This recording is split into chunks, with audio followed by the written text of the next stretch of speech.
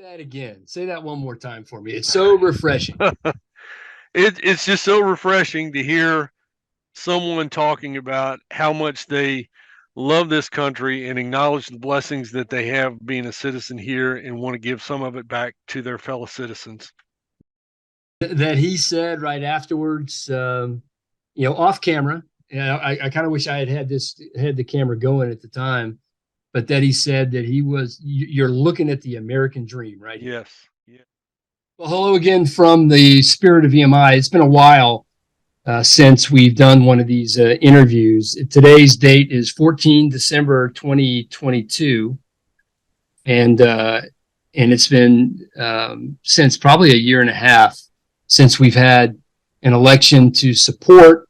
We've been spending the last part of the year trying to handle some things that are going on at the Virginia Military Institute, and now it's time to start supporting candidates that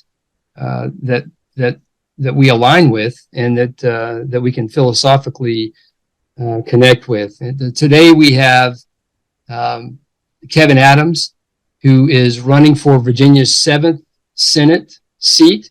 That seat was vacated or is being vacated by Jennifer Kiggins, who ran and won for U.S. Congress in Virginia Beach.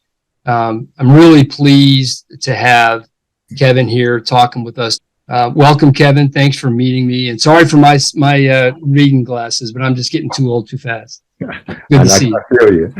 Yeah. So Kevin, tell us a little bit about yourself. You've got an interesting background and one that's very near and dear to a lot of the people from Virginia Military Institute. So there's an automatic connection, I think. Please go ahead, sir. Yeah.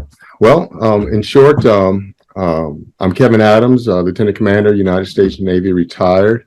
I joined the Navy right out of high school. I was raised by a single parent, and the economy was tanking in the small city where I was, and I knew I had to get out. So working two jobs, I wasn't only making $1.85 an hour and two jobs, and there was no way that I was going to be able to make a living. So I joined the Navy. I right out of high school went right in the Navy, and I served 26 years in the Navy. I had a wonderful Navy career. I started out as a seaman recruit, non-designated.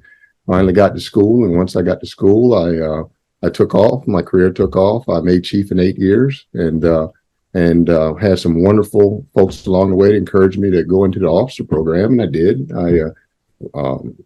I signed up for the limited duty officer program, selected first time up, and then I remained as an officer in the last 26 years.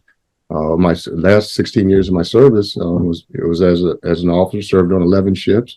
I served in every armed conflict from Operation Urgent Fury in Grenada to Operation Enduring Freedom. As the first lieutenant, we launched the first combat operation of Enduring Freedom out in the Persian Gulf. So had a wonderful career there. Along the way, I don't want to leave my wife out. I met her up in Annapolis on my first shore duty tour, and she was also in the Navy. And we started our family in Portsmouth, Virginia. We're a family of 11. We have 6. Sheila and I are proud parents of 6 boys and 3 girls, which my wife homeschooled.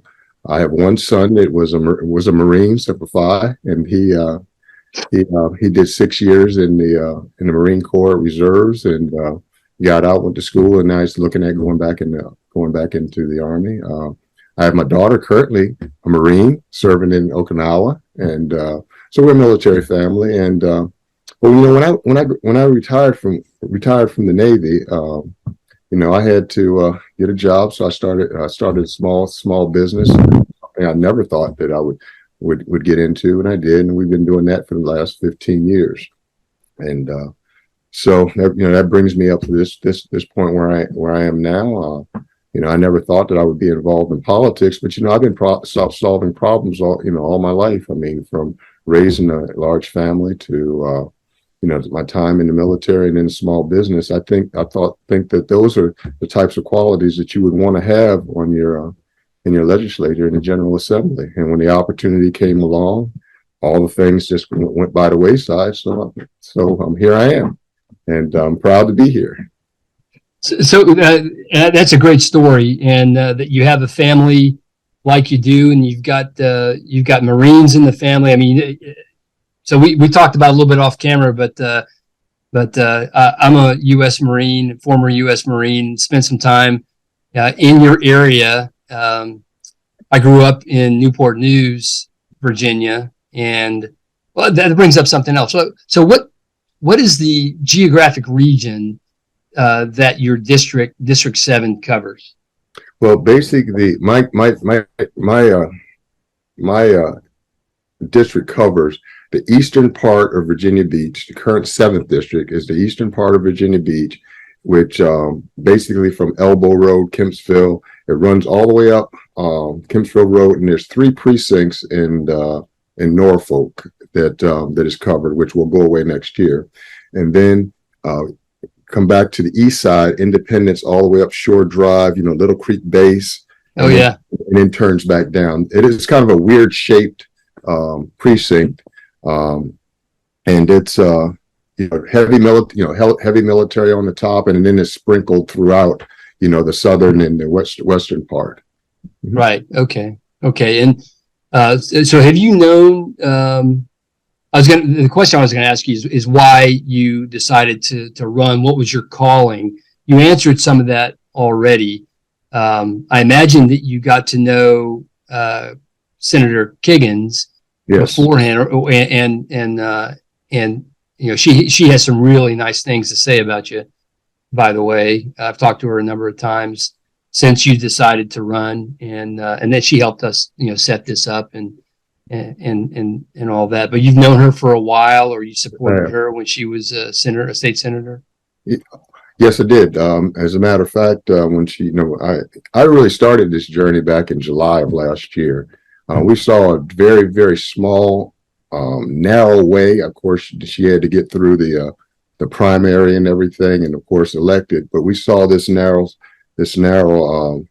way to perhaps pick up her seat so that we could get 2 for 1. I mean, we could put, send her to Congress and pick up this seat, and everything just came together for it. I mean, I worked very hard supporting her, and up to and through the nomination, and then everything just sort of opened up for me. I mean, it's definitely a godsend. Which if I had to give my 30-second speech about me, going back to that, 3 things, very, very simple. First of all, I love the Lord. I love this country, and I love people. And if you understand my story, you'll understand why. Because first of all, my story is the things that happened in my life without going into great detail. I love the Lord. I mean, if you just look at my life and the things that happened, I mean, just growing up and everything, the Lord has just always been a part of my life. And, I attribute to all of the accomplishments I've had for myself and the blessings I've had on my family. That's where it comes from. I mean, I can't even go any further with that, because that's just the core of who I am.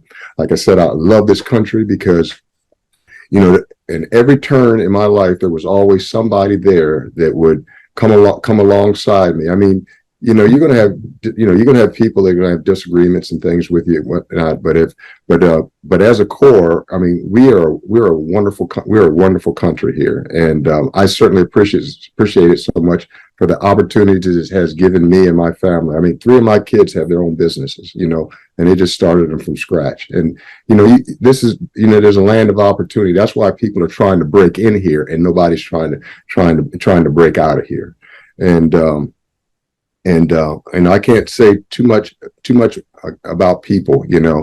Along the line, there's not a day that goes by that somebody doesn't do something to enrich my life, and it's in my heart to do that for others, to do things to enrich their hearts. And I mean, that's the spice of life that I enjoy every day.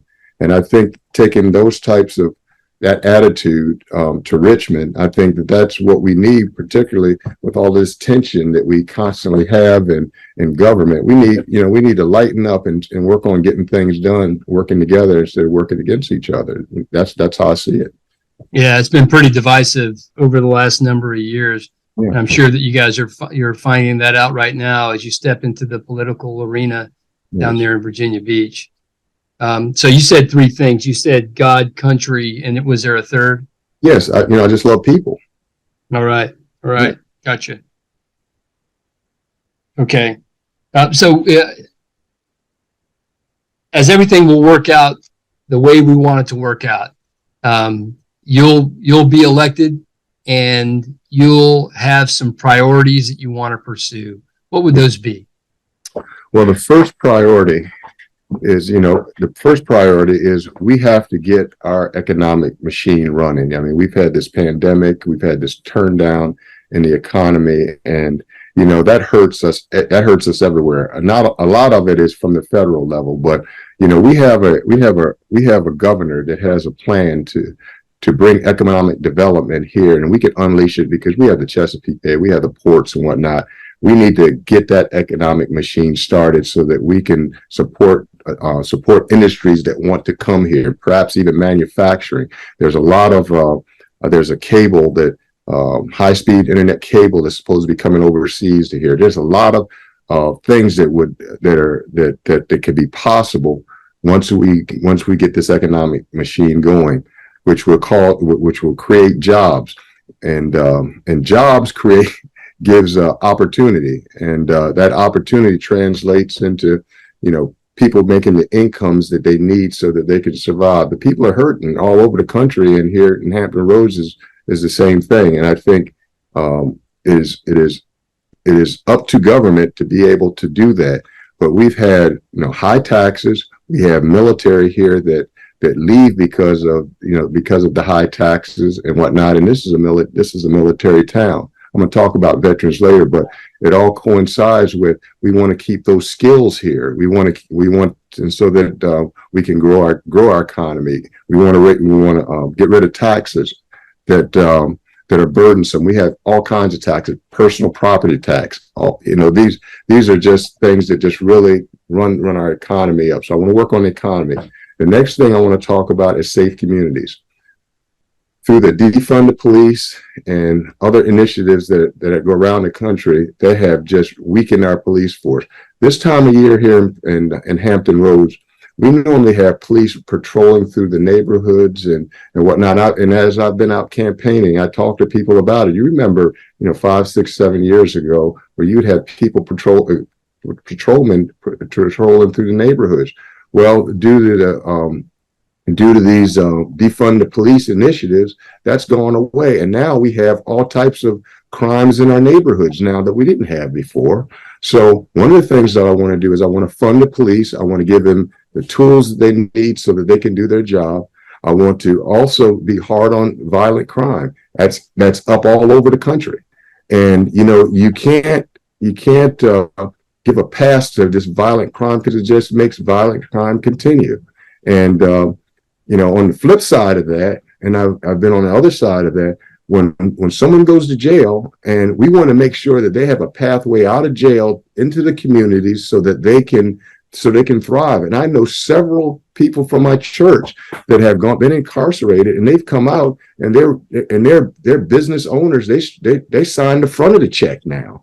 So it's not like it can't happen. It's just that, we have to have a government that is going to look at those particular things and try to grow our economy within and bring outside resources in so that we can increase it even more. But we have to do the heavy lifting, within our community first so that we can accept those opportunities when they come. That's awesome. What about education? What do you think about education? Is there coming into the election in 2021, that was a big topic. And I think Governor Youngkin ran on that, and a lot of the delegates ran on that as well. Is that still a thing? Yes, it is. Absolutely. One of the initiatives that the governor wants to do, and I'm 100% behind it, is he wants to have 3 avenues: the traditional, where students come out of high school and they go to community college and to college. The second one is job skills. We are missing the skills of plumbers, electricians, all of the skills that are good paying jobs here. We don't have people to fill those jobs. So he wants to make sure that that's going. And also with the military presence here, that's been a good option. That was my option when I left the depressed area to do that. In order to do that, we have to teach our students the good, bad, and ugly about history. I think if we don't teach all of history, then the problem is that we repeat it.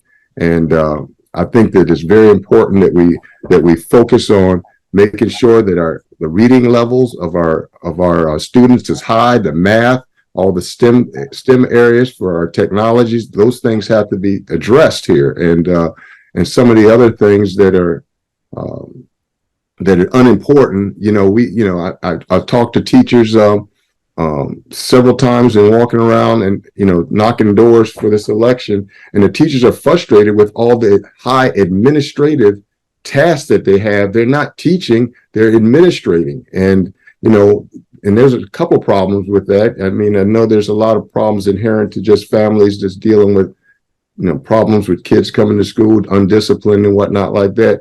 Those are and increasingly classrooms with 30 and 35 students in them. It's just a recipe for students not being able to learn.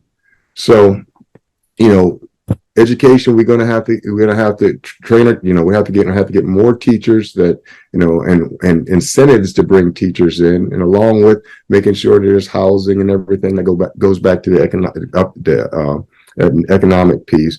It's a puzzle that we have to fit all those pieces together, and education is right at the top of that, because without education we can't grow our economy, whether through job skills or through the children going to college and getting those degrees, those administrative degrees that they need to run businesses and the sort. So that's a big part of the puzzle that I know that the governor has initiatives to do, and I'll support them. Yeah, good. We've been, the whole country has been, but Virginia has also really failed in the education front, and what we're providing for our children when they graduate. I mean, the ability to just read, write, and arithmetic when they come out is well below what it used to be. So I think that I would applaud any of those initiatives in giving options. If you watch Mike Rowe will talk about plumbers and electricians and hard skills that are necessary in the world today. Another topic with education, and it's a little touchy topic, but it's a hot topic where we are, and it exists in the K through 12 education realm, or did anyway, and may still, is the critical race theory and diversity, equity, and inclusion. We see that at the higher education level, at the college and university level, public college and university level, and it seems to be a very disruptive force. Do you have anything that you want to say about that? Well, first of all, as soon as you talk about those things, the first thing I think about it is a distraction. It's a distraction from the process of learning, being able to develop relationships with each other. I mean, we have a very diverse population here in Virginia Beach, and when we start talking about diversity, somebody is going to be on the short end of the stick. I mean, it doesn't matter, what topic you go to. I mean, when we just start, teaching children just to learn how to get along and accept, each other as they are. I mean, like I grew up, I'm a baby boomer, so I understand that when I got bussed across town, in the fourth grade, I mean, we had to learn how to just get together and make friendships. And some of those friendships, I mean, here it is 50 some years later, and I still have those friendships, But when you start pitting one group against the other, no matter what, you're going to have problems. And when you started at an early age, it's going to continue. And now this stuff has come down from the college level down to the middle school, high school, middle school, and elementary stage. These children are just developing. We should be teaching them how to get along and whatnot, and not teaching them that some theory that they don't even understand. Half of them don't even know, what time it is. And we're trying to teach them, something that they really don't understand. And unfortunately, if the parents aren't involved in it, then they're really not going to understand what's going on. I think it's just a real distraction. That would be my comment, that I think we ought to get back to the basics, reading, writing, and arithmetic, and let the scientists deal with that when, at the university level, and leave the children alone. Quickly after the governor was inaugurated, one of his first executive orders, if not his first executive order, was to eliminate that training and that philosophy ideology from K through 12 education. It has not extended up that executive order to eliminate the divisive concepts. It has not made its way up to the post high school education area. So higher ed, and I know that there has been talk about legislation submitted or to be submitted, possibly, to defund those departments, the DEI departments across the public colleges and universities in the state of Virginia. Would you support something like that? That's defunding the DEI offices that teach CRT and divisive concepts.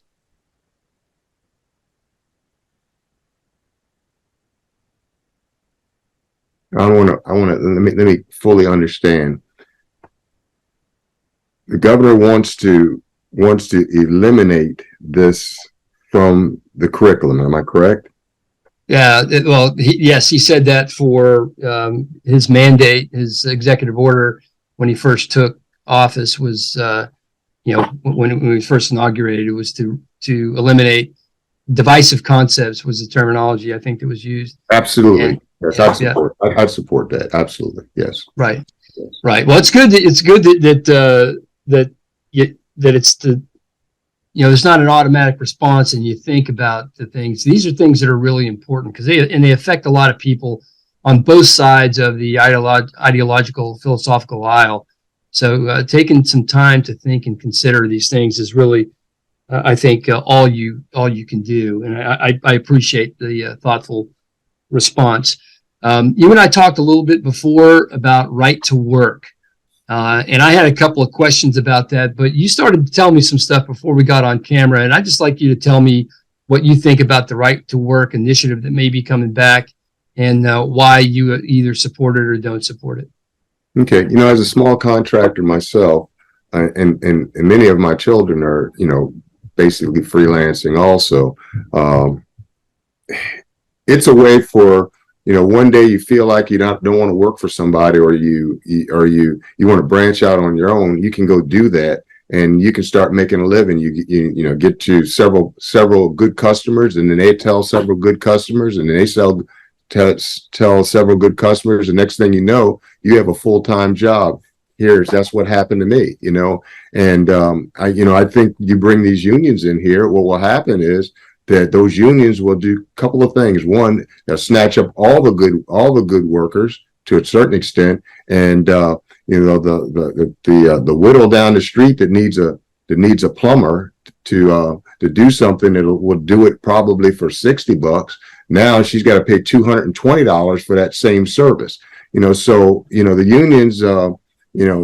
I think there was a time in our history where those were a benefit, but I don't think that they're a benefit, particularly for free market enterprise. I don't think there's a benefit there, because if you can get the same service over here for $60 and be satisfied, and then somebody want to pay $250 for the same service, and everybody's satisfied, that's great. But when you start unionizing, then everything changes, and it generally always eliminates the little guy. Right, and it certainly shouldn't have to force the workforce joining the union, right? That's right, absolutely not. And if you look at cities that have unions, they have problems, and then what winds up happening is the quality of work goes down, so the customer suffers. So I don't think I don't think the Commonwealth of Virginia would benefit from a union, and I wouldn't support it. Okay. Okay. Thank you for that. How's inflation there? You mentioned it earlier about the economic problems that you're having. Is there anything you want to say more about how inflation is and what maybe you might have plans for to help to mitigate that in Virginia Beach and Norfolk? Well, I know most of the inflation, is being caused by the fact that fuel prices are so high. I've been in actual hardware stores, and I've watched them actually pulling the stickers off on Monday morning. The price was, changed 20 to 25% within the Friday to the Monday morning. And as a contractor myself, trying to estimate jobs for people, you tell them one price, and the next thing you got to go back and tell them another price because you got a 20% hit on materials and things of that nature. Well, that's not just affecting the contractor. That's affecting all the consumers also. So there's not a lot we can do until we start pumping fuel again. And I hope we get an administration now that we sent Jen to Washington. I'm hoping that we can work towards getting energy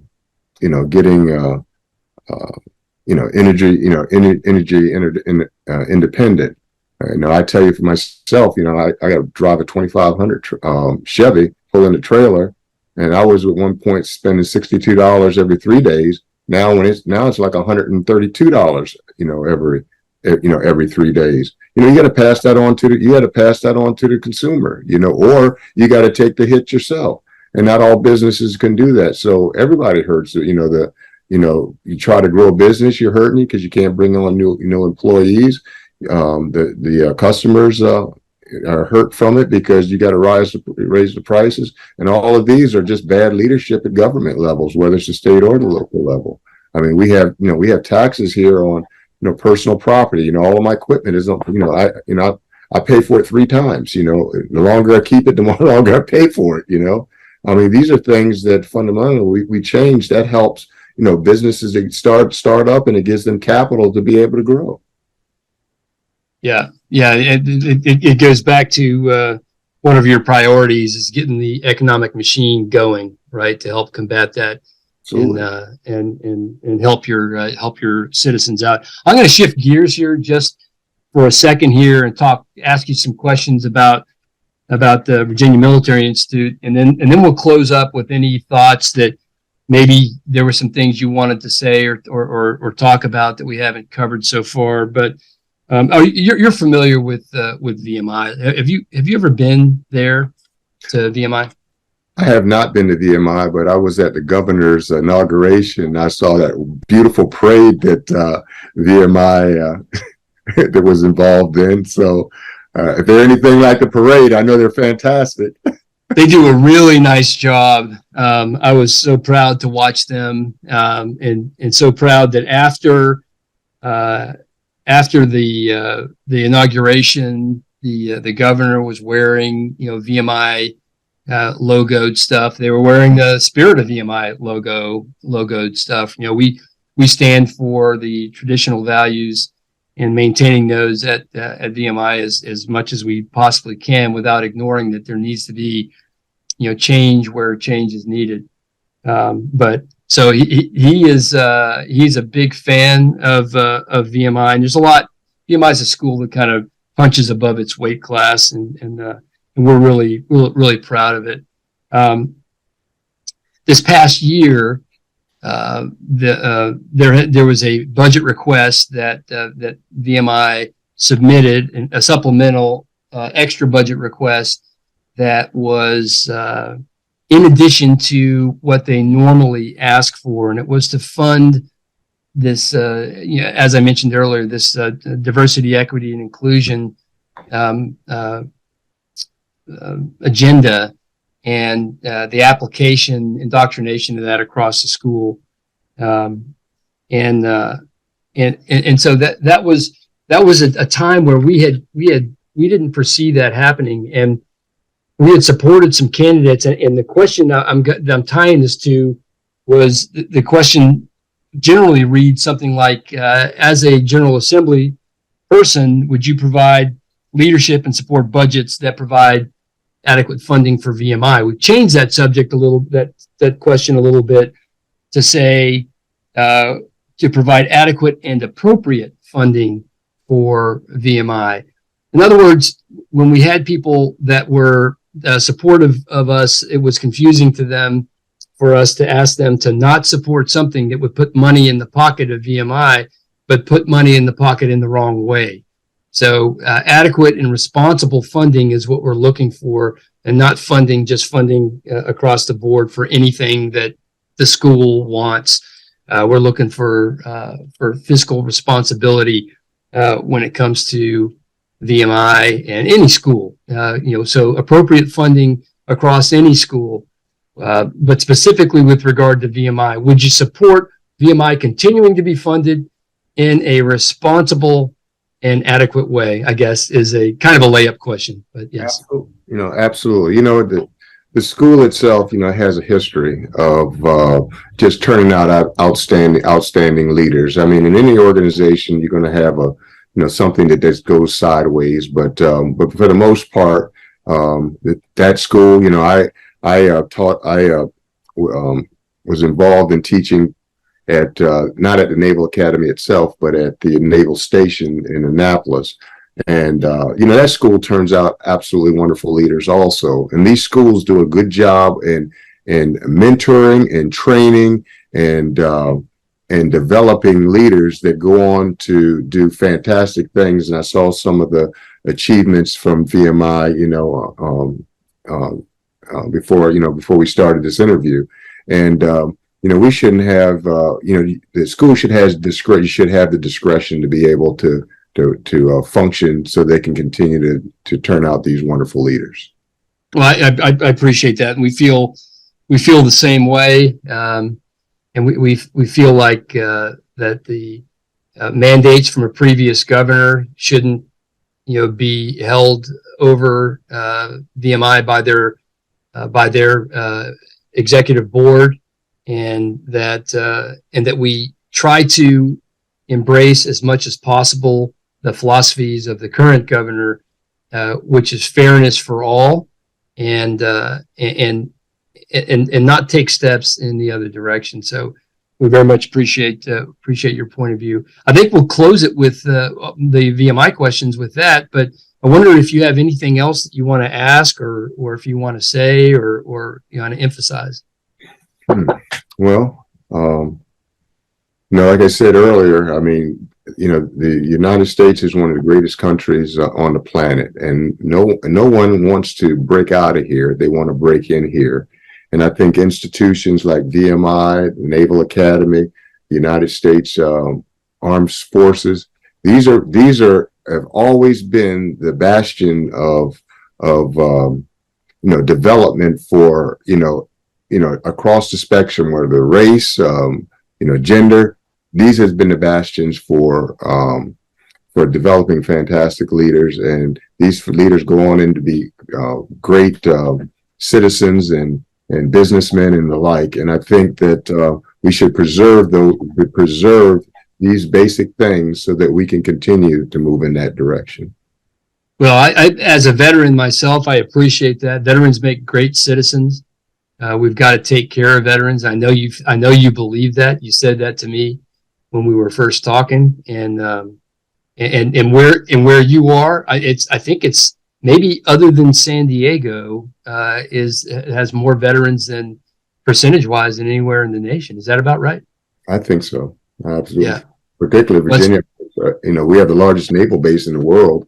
I mean, and we have people from all over the country and actually all over the world that are serving here, and it's a great place to live. Virginia Beach is a great place to be, and that's why I'm so happy and excited about being able to be a part of this development. I think that the governor is going to unleash, and I'm all in.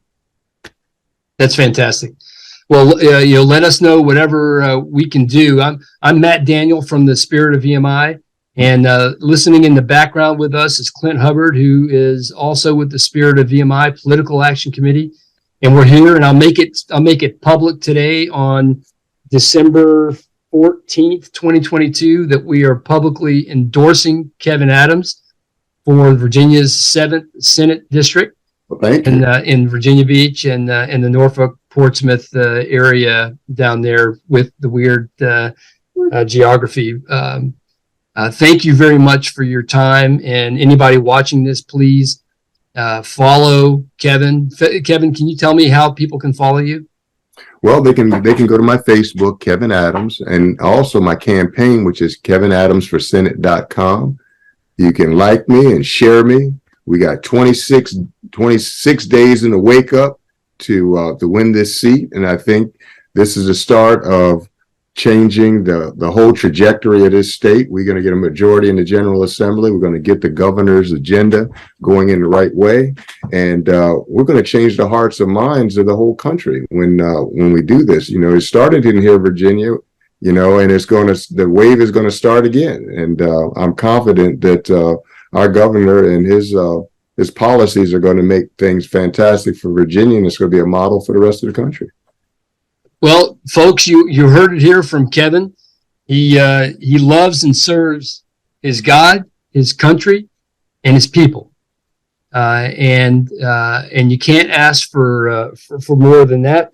He's going to start the economic machine, get it going, keep it going in the district, and promote safe communities and domestic prosperity. Thank you very much for your time, sir. Thank you for your service, and I appreciate everything you're doing.